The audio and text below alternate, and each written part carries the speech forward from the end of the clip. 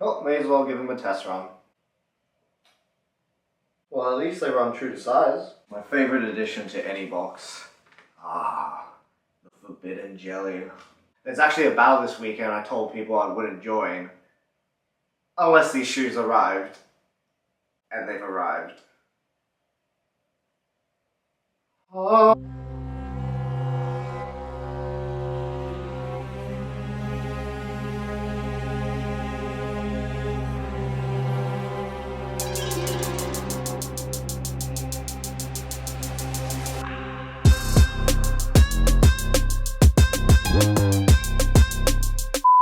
Okay, I would just like you to introduce yourself, maybe your full name, date of birth, social security, where you live.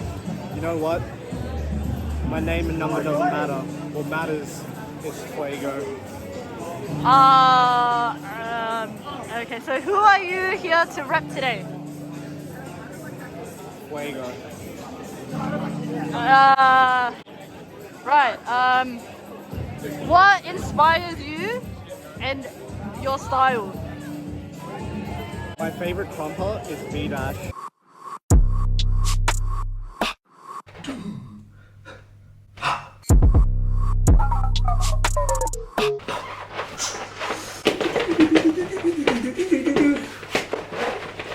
It was nice meeting you.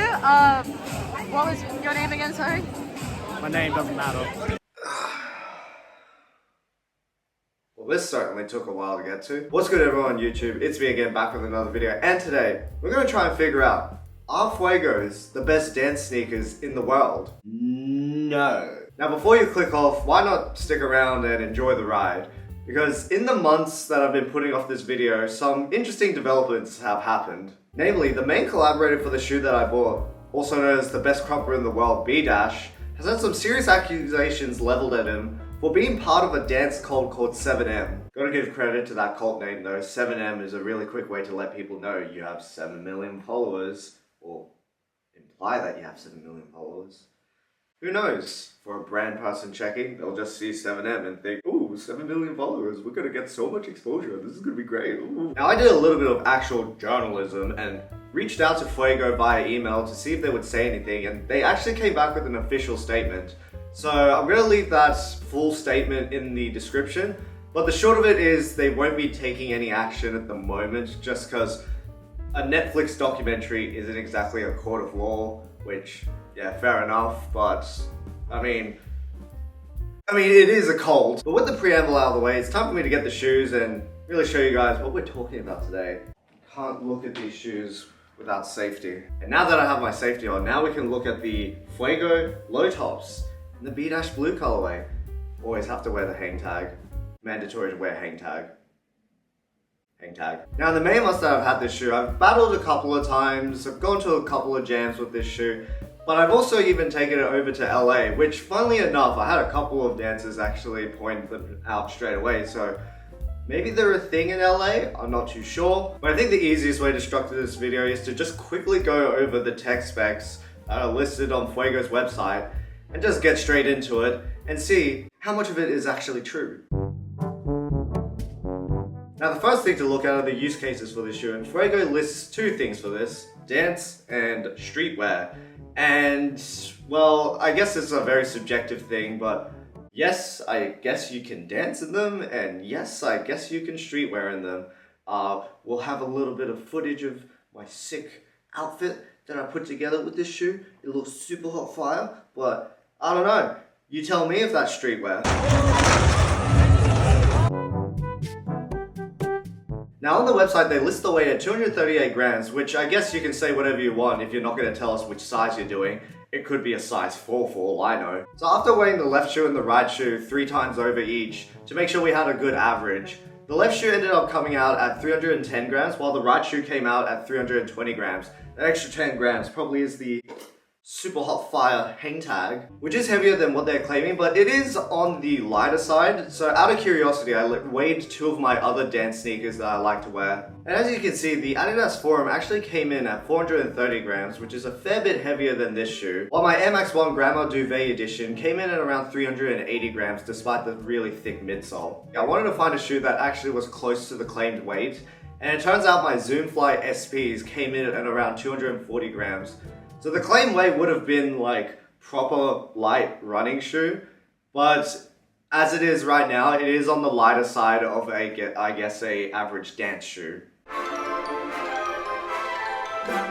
The heel toe drop is claimed to be at 12 millimeters, and to be honest, that is purely only because of the insole in this shoe. So for me, this is a very Skechers approach where they invest nothing into the midsole technology and they put everything into the insole for that first impression comfort. Because if we pull out the insole pretty much is the midsole foam, and as you can see, pretty chunky, and I don't really have a precise measurement, so I'm going to believe that is a 12 millimeter drop. So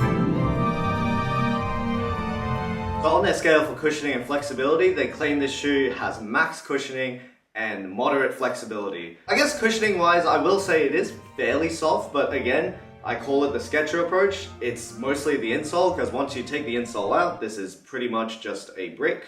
And in terms of flexibility, well... Please! I beg you!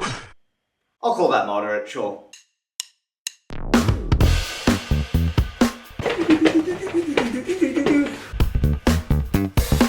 With the spin technology, the stick game has never been easier. Don't know what the stick game is? Watch and learn, boys.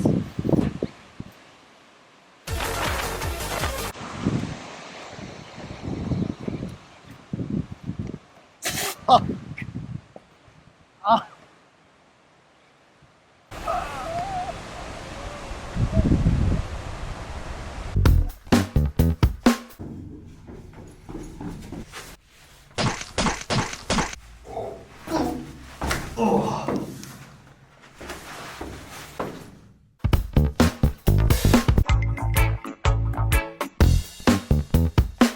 I need to use the bathroom. You've been in there an hour. Open up.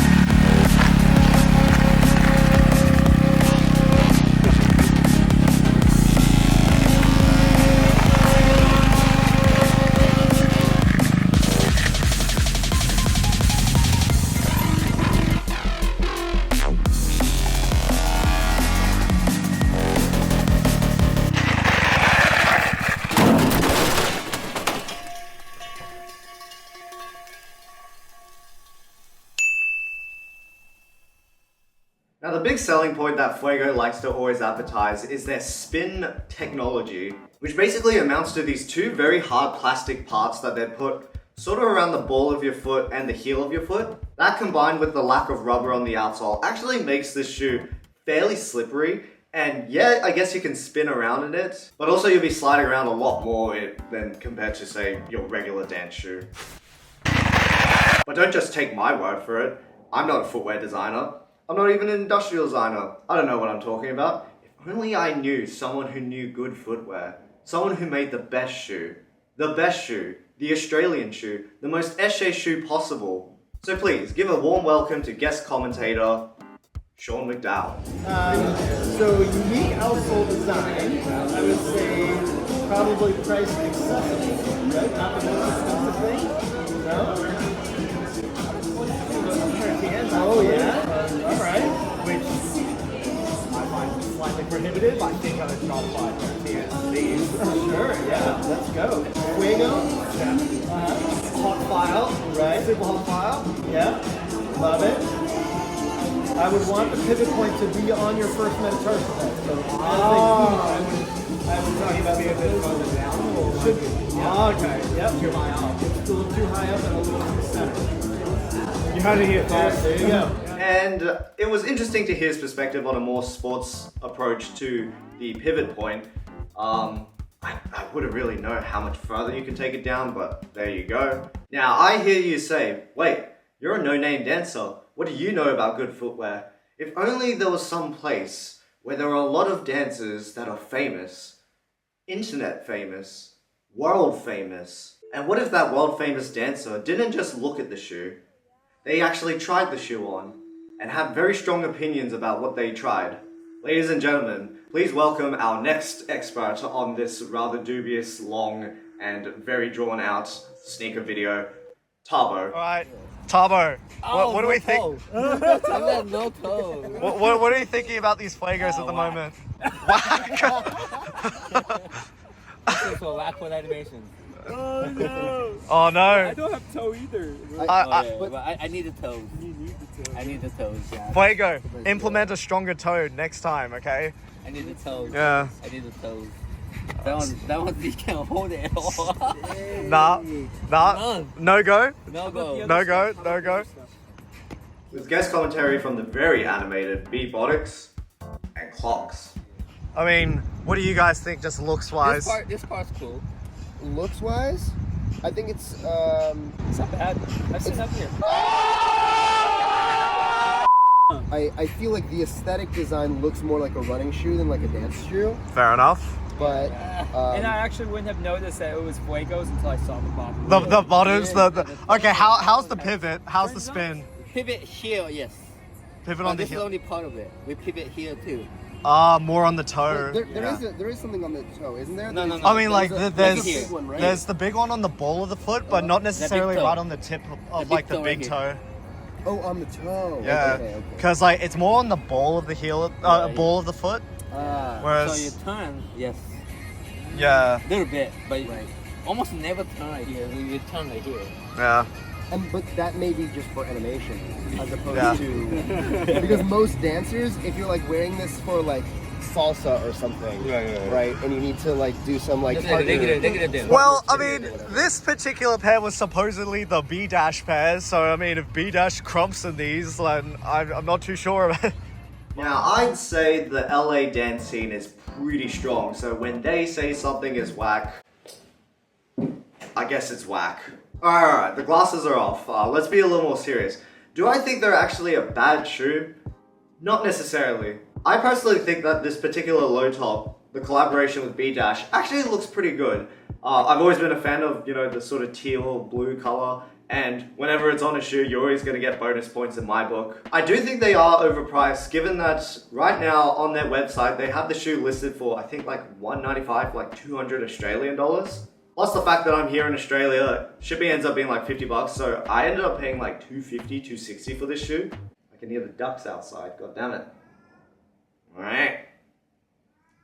For $260, that puts you in the range of many other shoes to compete with, from huge brands and even smaller brands that are making much better quality products for the price point.